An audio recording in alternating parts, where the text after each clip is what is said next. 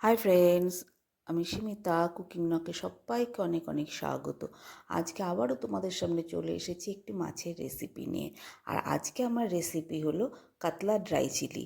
আর কাতলা dry chilli বানানোর জন্য এখানে আমি 3 পিস কাতলা মাছ নিয়েছি, ধুয়ে নিয়েছি। পুরো পেটির পিসটাই আমি নিয়েছি এখানে। আর এর মধ্যে দিয়ে দিচ্ছি এখন সামান্য হলুদ, আর দিয়ে দিচ্ছি সামান্য লবণ, দিয়ে এবার এটাকে মেখে ভেজে নেব। দেখো, কড়াতে তেল দিয়ে দিয়েছি, তেলটা গরম হয়ে গেছে। এবার এর মধ্যে যে মাছের পিসগুলো আমি হলুদ লবণ মাখিয়ে রেখেছিলাম সেগুলো দিয়ে দিলাম, দিয়ে এবার এটা আমি ভেজে নেব। দেখতেই পাচ্ছ মাছের পিসগুলো দিয়ে দিয়েছি, এবার ভেজে নেব। দেখো, একটা পাশ হয়ে গেছে, একটা সাইড হয়ে গেছে, উল্টে দিচ্ছি মাছের পিসগুলোকে। উল্টে দিলাম সব মাছের পিসগুলো, আমি উল্টে দেব আর একটা সাইডও ভালো করে ভেজে নেব। দেখতে পাচ্ছ মাছের পিসগুলো কিন্তু আমার সুন্দর ভাজা হয়ে গেছে। এবার এই পিসগুলোকে আমি তুলে নিচ্ছি। এবার কড়াতে দিয়ে দিলাম পেঁয়াজ কুচি। এখানে আমি একটা ছোট সাইজের পেঁয়াজ কুচিয়ে নিয়েছি, সেই পেঁয়াজটা আমি এখানে দিয়ে দিলাম। এবার দিয়ে দিচ্ছি 1/2 চামচ আদা রসুনের পেস্ট। এবার এইটাকে আমি ভালো করে একটু ভেজে নেব, যাতে কাঁচা গন্ধটা না থাকে আদা রসুনের, সেই রকম ভালো করে ভেজে নেব। দেখতেই পাচ্ছ আমার কিন্তু পেঁয়াজ আর আদা রসুনের পেস্টটা কিন্তু ভালো করে ভাজা হয়ে গেছে। এবার এর মধ্যে দিয়ে দিচ্ছি ক্যাপসিকাম, আর দেব পেঁয়াজ। দিয়ে দিলাম ক্যাপসিকাম আর দিয়ে দিচ্ছি পেঁয়াজ। পেঁয়াজগুলো আমি পাপড়িগুলো খুলে নিয়েছি, পেঁয়াজটা দিয়ে দিলাম এর মধ্যে। দেখতেই পাচ্ছ পেঁয়াজটা কিন্তু আমি এর মধ্যে দিয়ে দিয়েছি। এবার দেব এখানে স্বাদ মতন লবণ। খুব বেশি পরিমাণে লবণ দেবো না, যেহেতু আমি এর মধ্যে সস অ্যাড করবো, আর সসে যেহেতু লবণ থাকে সেই জন্য আমি খুব সামান্য পরিমাণে লবণ এর মধ্যে দিয়ে দিলাম। দিয়ে এবার এটাকে আমি ভেজে নেব। এটাকে কিন্তু আমি মিডিয়াম ফ্লেমেই ভাজবো। তা না হলে কিন্তু ক্রিস্পি ভাবটা নষ্ট হয়ে যাবে। দেখতেই পাচ্ছ এটা আমার খুব সুন্দর করে কিন্তু দেখো ভাজা হয়ে গেছে। দেখো সুন্দর ভাজা হয়েছে। এবার এর মধ্যে আমি দিয়ে দিচ্ছি টমেটো। আমি ডুমো ডুমো করে কেটে রেখেছিলাম, সেই টমেটোগুলো আমি এর মধ্যে দিয়ে দিলাম। দিয়ে এবার এটাকে ভাজতে দেবো। আর এদিকে দেখো, একটা বাটিতে আমি 2 চামচ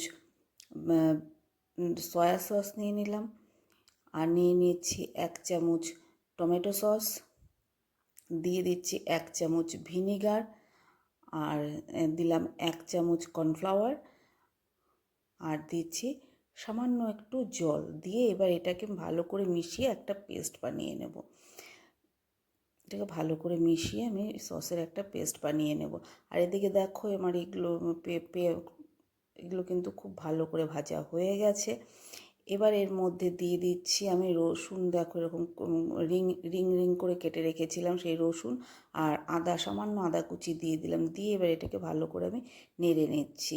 এখন এর মধ্যে আমি অ্যাড করে দিচ্ছি যে সসের পেস্টটা আমি বানিয়ে রেখেছিলাম, সেই পেস্টটা আমি এর মধ্যে অ্যাড করে দিলাম। দিয়ে এবার এটাকে ভালো করে আমি মিশিয়ে ফুটতে দেব।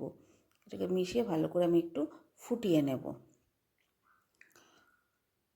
দেখতেই পাচ্ছ এটা কিন্তু খুব সুন্দর করে ফুটে উঠেছে। দেখো ভীষণ সুন্দর করে ফুটে উঠেছে, দেখতেই পাচ্ছ খুব সুন্দর ফুটে উঠেছে। এবার যে মাছগুলো আমি ভেজে রেখেছিলাম সেই মাছগুলোকে এরকম ছোট ছোট ছোট ছোট করে টুকরো করে নিয়েছি। নিয়ে এবার এর মধ্যে আমি অ্যাড করে দিচ্ছি। দেখতেই পাচ্ছ এখন ছোট ছোট করে আমি টুকরো করে নিয়েছি। নিয়ে আমি মাছটাকে এর মধ্যে অ্যাড করে দিলাম। দিয়ে এবার এটাকে ভালো করে আমি মিশিয়ে নেব। মাছের পিসগুলো অ্যাড করে দিলাম, আর দিয়ে দিচ্ছি সামান্য একটু চিনি, স্বাদটা ব্যালেন্স করার জন্য একটু চিনি দিয়ে দিলাম। দিয়ে এবার এটাকে আমি ভালো করে সসের সাথে মিশিয়ে নেব।